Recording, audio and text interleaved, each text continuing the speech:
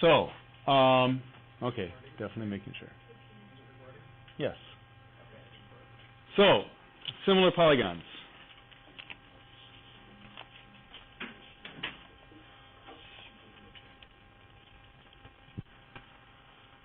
Two polygons are similar. There are two qualities that make up similar polygons. You might want to take some notes on this because it's kind of important.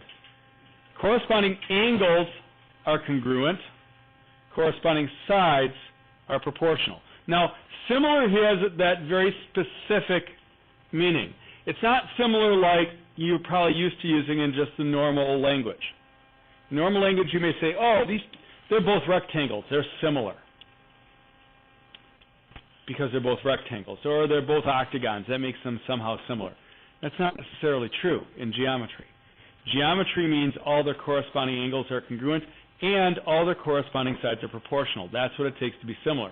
It's much more specific than our normal use of the word similar in everyday language. Now, what does that mean? Let's look at it from picture standpoint for a second. I'm just going to go ahead and draw a random triangle here. There's a nice random triangle. All right? And we're going to clone it and make a similar triangle. A similarity basically means an enlargement or reduction of the same shape. Yes, the technical term for that is dilation. We'll get to that at the end of the unit. Okay? It's an enlargement or reduction. That's what similarity is. It's another way of thinking about it. But when we enlarge it, the sides change, don't they? It's very clear to see that the sides here are not the same as the sides here. This one's bigger. Not only just bigger, they're proportionally bigger. Not linear bigger, proportional bigger. So let's say this side is 5, and this side is 8, and this side is 6. We wouldn't say this side is 9. It's not linear thinking. It doesn't both go up by 1. It's proportional. If I want to know that side, I have to go set up proportions. And I could set them up pretty much any way I wanted to, as long as it's consistent. 6 corresponds to x, as 5 corresponds to 8. We cross multiply, I get 48 equals 5x. Divide by 5, I get x is 48/5, which is actually 9 3/5. Now simply say, well, 9, close enough. No, not close enough. Not close enough. 48/5, that's the actual length. And that's, again,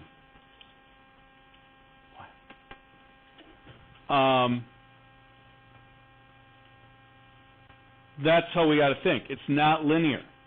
We don't add the same thing to each side. It's proportional. However, so the sides are proportional. That's what we mean by that. All the corresponding sides are proportional. If I knew a length for this side, I could set up a proportion to find that side too using this 5/8. All the sides are proportional. The corresponding angles, however, are not proportional. Because it wouldn't make sense. We can't enlarge the angle and make the angle larger as measurement larger, can we? Because the three angles of this triangle add up to what? And what do the three angles of this triangle add up to? 180. See, the larger triangle doesn't have a bigger sum, does it? Both sums are 180. It doesn't matter if it's really big or really small. They both add up to 180. So that's what we do. And we can see that again here because I made them similar. Look at the corresponding angles. That's exactly the same angle. Exactly the same angle. Exactly the same angle. The angles are congruent. The corresponding angles are exactly the same. We can see that visually. And that kind of messes people up because people go, wait a minute, the angles are congruent, but the sides are, why aren't the angles proportional? Because we can't change the sum of the angles. We can't make the angles bigger and smaller. Remember, angles changing size means that we widen them or narrow them, right? Just lengthening the sides of the rays doesn't change the measure of the angle. So we're lengthening the sides in similar figures, but we are not changing the angles. So corresponding angles congruent, corresponding sides proportional. That's what this is about in similarity.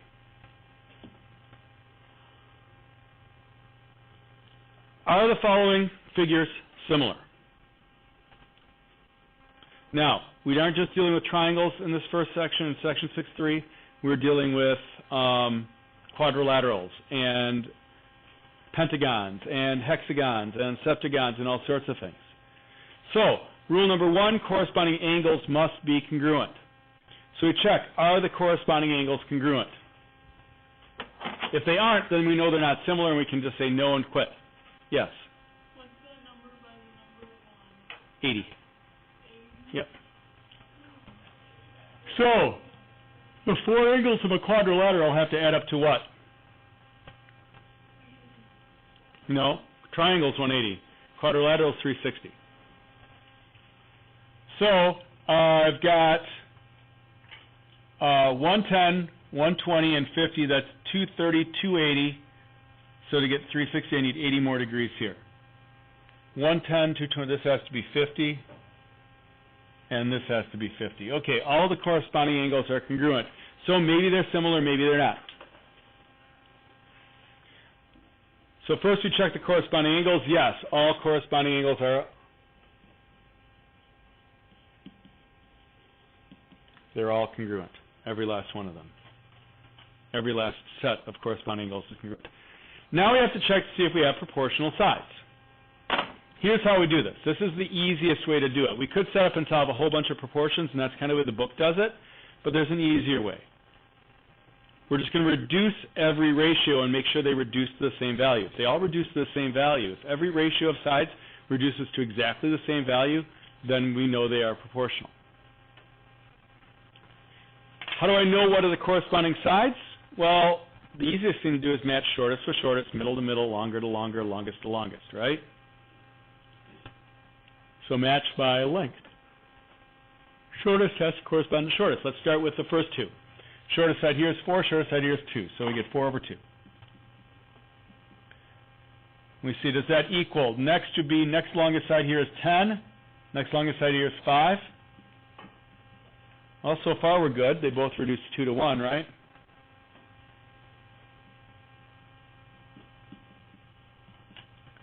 Let's go to the next longest side. That's 14. Next longest side here is 7. Oh, that reduces to 2 to 1. And finally, longest side here is 15. Longest side here is 8. That does not equal 2 over 1. It just reduces to 15 over 8. Uh-oh, the sides do not all reduce to the same factor. Are those similar? So therefore not similar.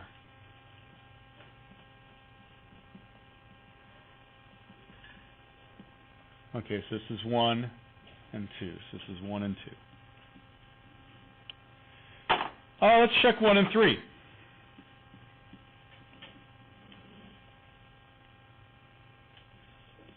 Shortest side is 4, shortest side is 6, so 4 over 6. Middle side is 10, middle side is 15. Third side is 14 and 21. And lastly, 15 to 22.5.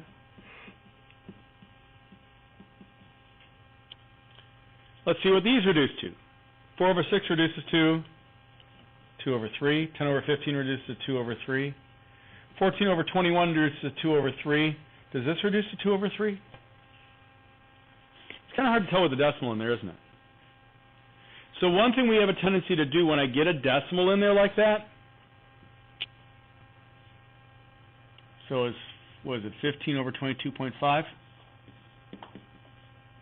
going to multiply top and bottom by 10 over 10, because that gets rid of the decimal down here.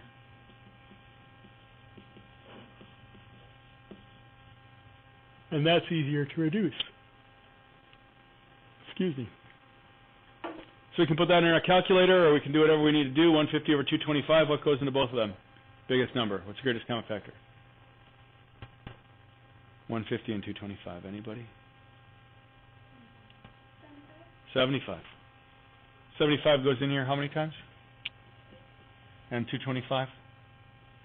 3. So I see that all 3 reduce to 2 to 3. All four of them, reduce to 2 to 3, don't they? When they all four reduce that way, when they all reduce the same, we call that the scale factor.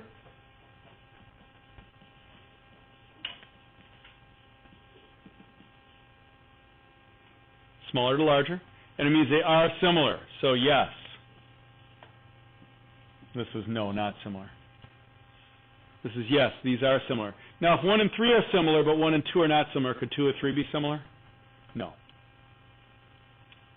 They can't be.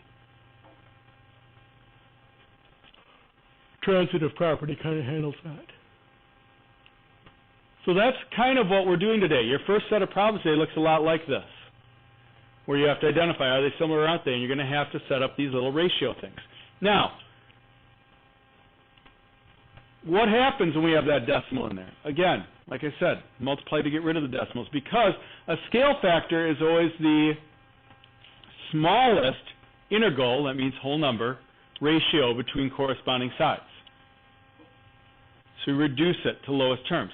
And scale factor cannot include a decimal. So here, if I have two sides, 10.5 over 5, I multiply top and bottom by 10, I get 105 over 50, which is to 21 over 10. That would be the scale factor. Our scale factor is always comparing two whole numbers. And once we have that, we can use that to set up and solve equations to find unknown sides. You'll see that in a second. Again, one thing to remember, scale factors cannot involve decimals. So if my corresponding sides are 2.6 and 3.9, that's not my scale factor. My scale factor, I have to multiply top and bottom by 10, 26 over 39, and then I have to reduce it. Can I reduce 26 over 39?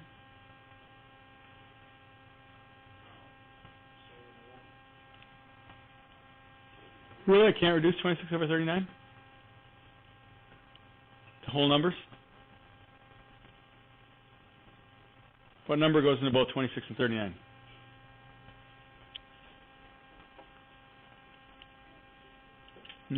6 does not go into either one. How about 13? How about 13? You guys give up way too easy.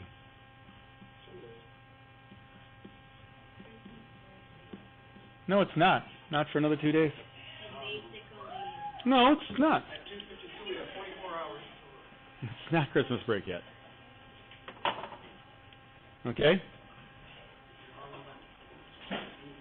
So that's one of the things we have to do with scale factors. We do have to reduce, and we have to get rid of decimals if they exist in the scale factor. Not in the problem, just for the scale factor. Sides can have decimal or fraction length, that's okay.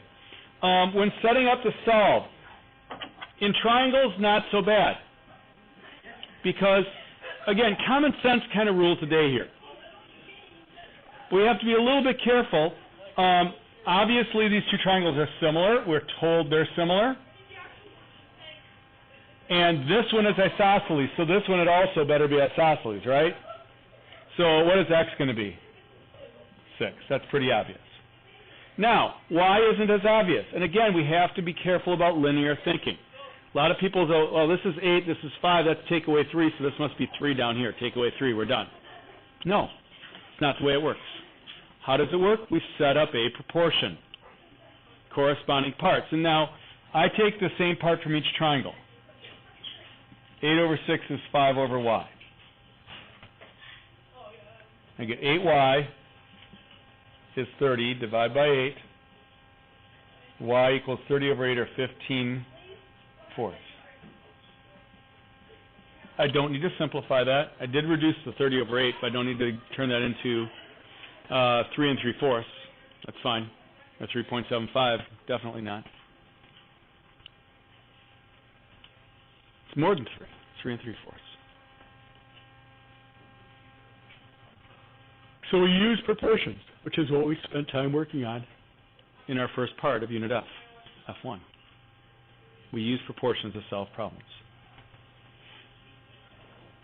Now this is a little tricky, because I very purposely didn't draw it so they look like they're really similar. And I didn't, so it's hard to tell what the corresponding parts are. They're twisted, they're oriented, they're flipped, they're drawn probably inaccurately. But we don't need the picture because we have this statement. This statement tells me all the similarity I need to know. Notice a similarity statement. Notice the symbol we use. It's this little squiggle line. And it tells us everything we need to know because just like a congruent statement, it's in corresponding order. So that tells me that angle A has to be congruent to angle X. Angle B has to be congruent to angle P. And angle C has to be congruent to angle M, just from the statement. Angle A is 85, so therefore angle X must be 85. Angle B is unknown, angle P is 50, so B must be 50. And I don't know C or M, but I do know two angles, so that's 135, leaving me 45 for each of these.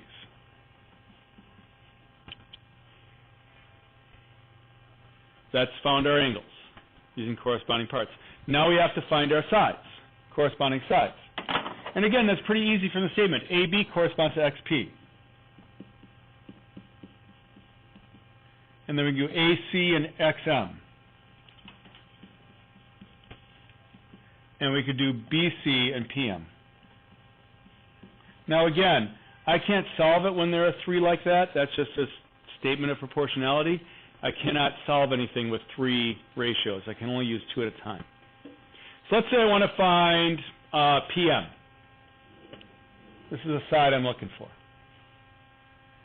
So PM is right here. So that's going to be my X. PM corresponds to BC, which is 12. Now, which one of these do I use? The one I know measurements for.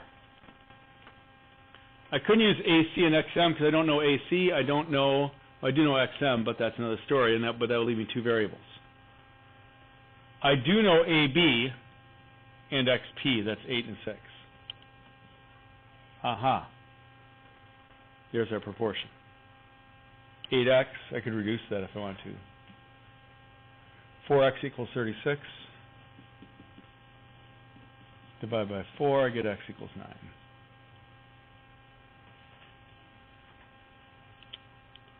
We can repeat the process for our other unknown side, which is AC. So AC over XM, XM we know is 7, equals BC, 12, over PM, which we just figured out. PM, I'm sorry, yeah, is 9.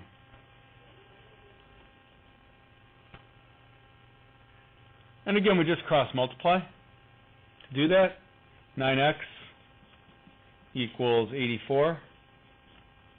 Divided by 9 is 84 ninths, which we could approximate at 9 3 ninths. Okay?